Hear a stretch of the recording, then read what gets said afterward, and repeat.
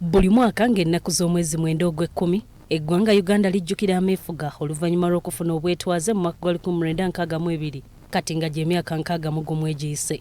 Ebikujjuko by'ameefuga eby'omwaka guno bitegekeddwa mu disitulikiti y'e Kitgum ng'omukolo gwakwetabwako abagenyi Stella Nandawula Sendagire, BBS Terefayina, Gamboze ageesigika.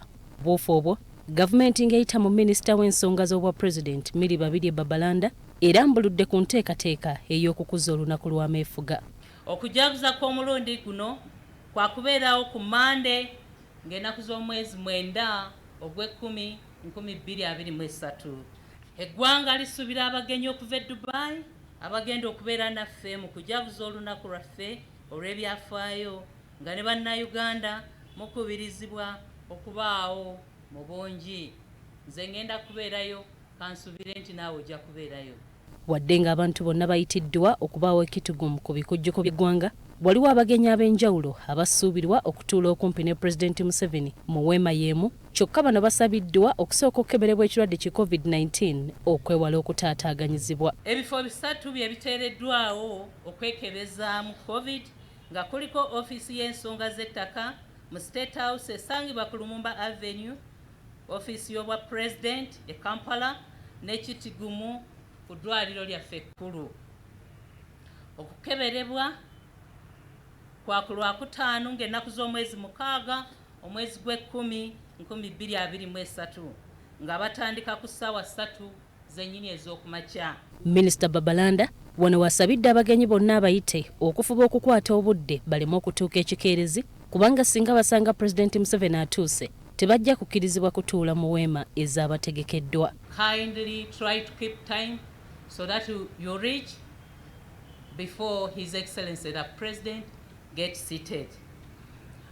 I am talking to those categories who fall under or who sits under the VIP tent where His Excellency the President will sit. Omulamwa gw'ameefuga ag'omwaka guno gwekuusa kukolera awamu ng'eggwanga mu kaweefube w'okutumbula enkulaakulana ey'awamu.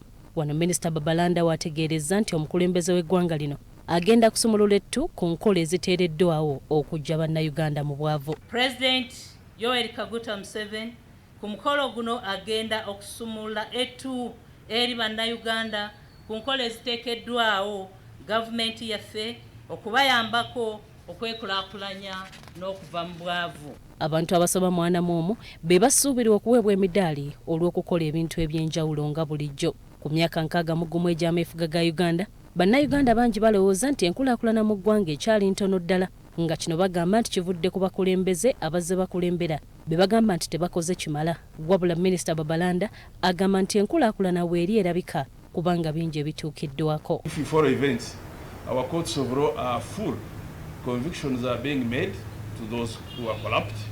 Arrests are being made day in, day out. Government have formed several agencies that are active, arresting those that are corrupt, Anti-Corruption Court, IGG, DPP, CID, State House Anti-Corruption Unit, and others. What is important here, we are in charge of our country. That's the main important of our independence. Stella Nandawula Sendagire, BBS Terefayina, Gamboze.